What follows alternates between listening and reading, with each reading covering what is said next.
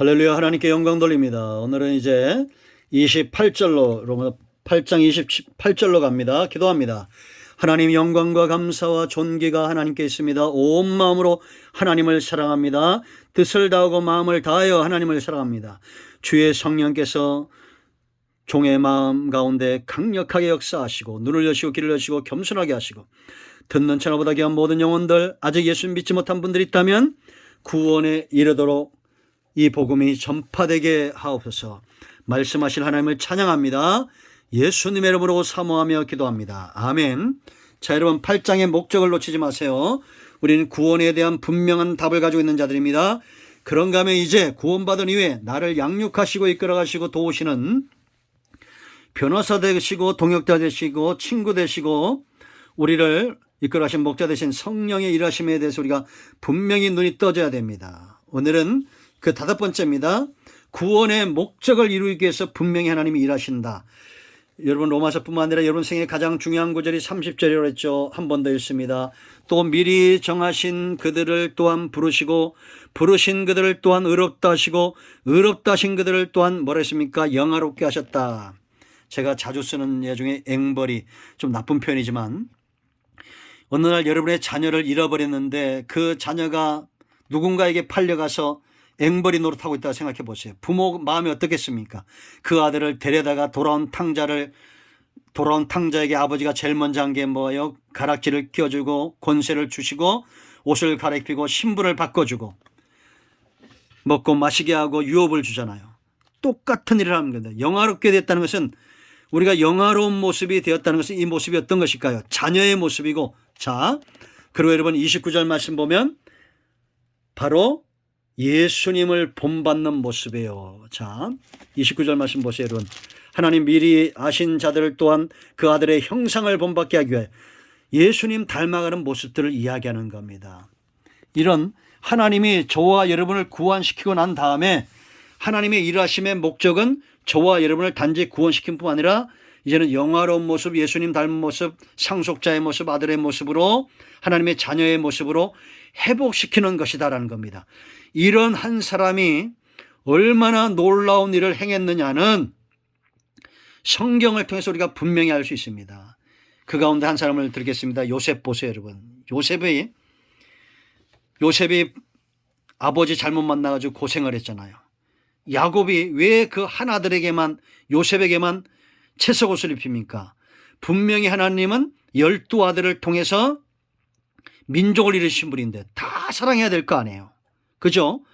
그런데 하나님이 요셉을 통해서 애굽뿐만 아니라 온 땅의 기근을 해결하고 그 저주를 끊고 생명이 오게 하고 하나님의 나라를 세우고 온 땅을 풍족하게 해야 되는데 품 안의 자식으로 만드니까 하나님이 요셉을 연단시키러 작정하신 거잖아요. 구덩이 속에 집어넣고 그리고 보디발 집에 가게 하고, 그런데 그 내면에 하나님의 일심이 다 보이죠. 죄수로 팔리게 하고 때가 되매 그를 애굽의 총리, 세상으로 하여금 그의 이름을 사분합반해야 생명의 부양자로 짓게 하잖아요.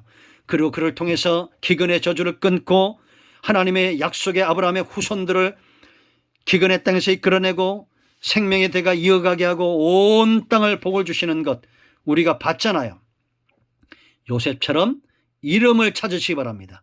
그래서 우리가 예수 믿는 건 어떤 것이냐? 구원받은 후에 내 이름을 찾는 겁니다. 성도라는 이름, 하나님의 자녀라는 이름, 신분의 이름, 사역의 이름, 목사 다음의 이름, 장로 다음의 이름, 권사 다음의 이름, 집사 다음의 이름, 성도 다음의 이름들을 찾아야 됩니다. 하나님의 나라는 큰 나무예요, 여러분. 그렇지 않습니까? 이런 이름들을 찾아 영화롭게 되기를 축복합니다. 그런데 이렇게 하나님이 성령을 쫓아 행하실 때 하나님의 일하심을 잘 분별해야 됩니다. 성령의 일하심을 잘 분별해야 돼요. 그 첫째는 뭐냐? 하나님의 일하심은 절대적으로 선해요. 28절 말씀 보세요, 여러분. 하나님의 사람들, 하나님 성령의 역사 전부 선해야 됩니다. 우리가 알거니와 하나님을 사랑하는 자, 곧 그의 뜻대로 부르심을 입은 자들에게는 모든 것이 뭐라 했습니까? 합력하여 선을 이루느니라. 그러니까 하나님도 선하고 성령의 나타남과 능력도 선하고 하나님의 사람들도 선해야 돼요. 교회는 다 선해야 됩니다. 모든 것이 협력하여 선을 이루어야 돼요. 왜 선할 수밖에 없느냐? 사랑입니다. 뭐라고요? 사랑입니다. 한 번 더 묻습니다. 왜 선해야 된다고요? 사랑입니다. 우리가 알거니와 분명히 안다, 야다, 체험적으로 아는 겁니다. 하나님을 사랑하는 자. 하나님도 사랑 충만, 교회도 사랑 충만, 저와 여러분도 사랑 충만. 성령의 첫 번째 열매 사랑, 사랑이 기반이에요. 그러니까 선한 역사를 이룰 수밖에 없어요. 여러분 사랑하는 분 있죠? 그 사랑하는 사람에게 악을 행합니까? 그건 악한 겁니다. 성령의 역사도 아닙니다. 신천지가 그를 추종하는 자들에게 선을 행합니까? 아니잖아요. 가정을 깨고 악을 행하잖아요. 잘못된 겁니다. 교회는 지금 여러분 세상은 교회를 모르니까 저렇게 박해하는 겁니다. 저들은 알지 못하기 때문에. 그러면 아는 먼저 믿은 저와 여러분이 가시 같은 저선 사람들로 품어야 되잖아요. 그죠?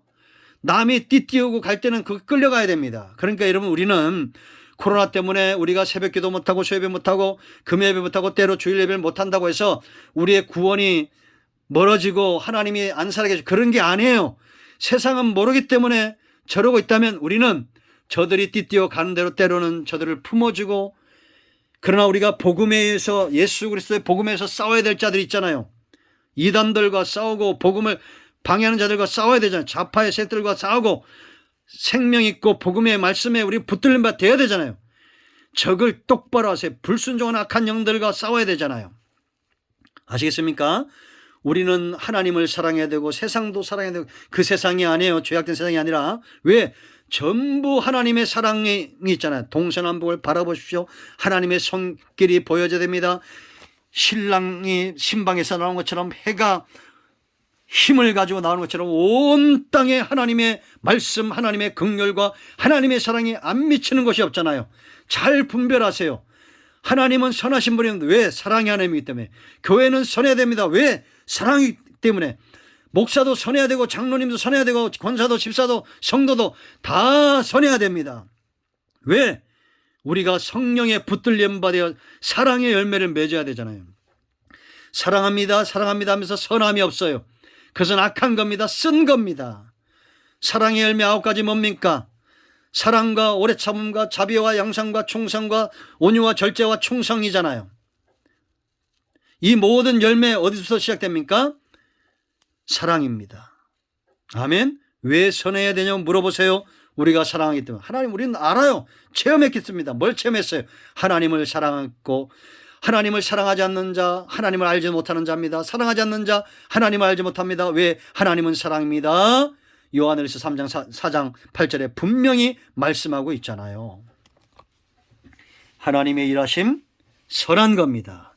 자, 두 번째, 하나님의 일하심은 분명한 목적이 있어요. 29절에 다시 읽습니다. 하나님이 미리 하신 자들을 또한 그 아들의 형상을 본받게 하기 위해 미리 정하셨으니 이는 그로 많은 형제 중에서 마다되게 하렵니다.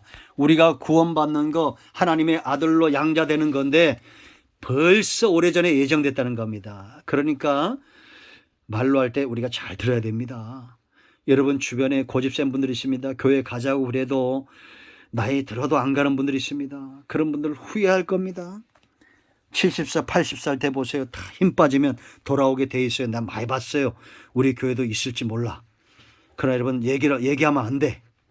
그죠? 그러나 여러분 우리가 하나님은 분명한 목적이 있어요. 아들 찾는데 포기할 분 있습니까? 여러분 지금도 제가 그 현수막 보면 아직도 기억나는 사람들이 있습니다. 그 아버지 엄마는 찾다가 돌아가셨어요. 아버지는 아직도 찾습니다. 그게 부모입니다. 30년 40년 아들 찾기까지 찾습니다. 하나님도 찾기까지 멈추지 않을 겁니다. 우리를 목적이에요. 여러분들을 찾아내고 영화롭게 할 겁니다. 31절 아들의 형상 본받도록. 아멘. 여러분 하나님의 일하심, 우리를 영화롭게 하는 이 목적 이루기 위해서 수고하고 애쓰는 하나님의 목적, 절대 포기하지 않는다는 것, 이 말씀의 핵심입니다. 얼마나 놀랐습니까? 그런데 하나님은 이런 목적만 가지고 있지 않아요. 이제 하나님이 이 일을 위해서 우리를 구원하시고 우리를 영화롭게 하기 위해서 어떤 대가를 지불하고 있는지 31절로 33절 하나님의 열정을 맛보게 될 것입니다. 내일입니다. 기도하겠습니다. 하나님이 이 모든 말씀대로 되게 하시고 하나님의 일하심 성령 안에서 나타나고 있는 이 하나님의 구원의 역사에 동참하는 일이 있게 하시고 깨달아 알게 하는 체험적으로 아는 은혜가 있게 하옵소서. 예수님의 이름으로 사모하며 축복하며 취하며 기도합니다. 아멘. 이제 선포합니다.